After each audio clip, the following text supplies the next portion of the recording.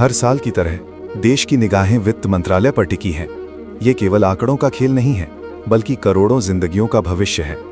2025 के बाद अर्थव्यवस्था धीमी गति से आगे बढ़ रही थी और अब 2026 का ये बजट एक निर्णायक मोड़ लेकर आया है।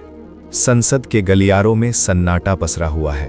वित्त मंत्री अपने ऐतिहासिक ब्रीफ केस के साथ खड़े हैं, जो देश की आर्थिक नियति को थामे हुए हैं।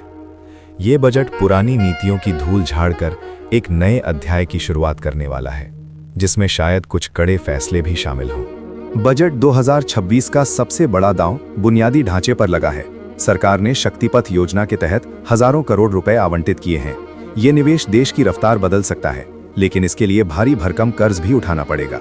जैसे ही टैक्स की नई दरें घोषित हुईं, शेयर बाजार में भूकंप आ गया।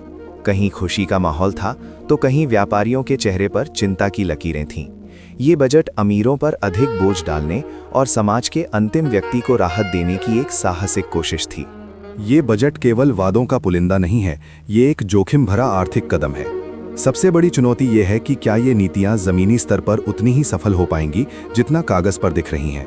अगले 12 महीने इस देश की सच्ची अग्नि परीक्षा होंगे। बजट 2026 अब इतिहास बन चुका है, लेकिन इसका प्रभाव कई पीढ़ियों तक महसूस किया जाएगा। ये वो क्षण था जब देश ने आर्थिक मोर्चे पर एक नई और अनिश्चित दिशा चुनी।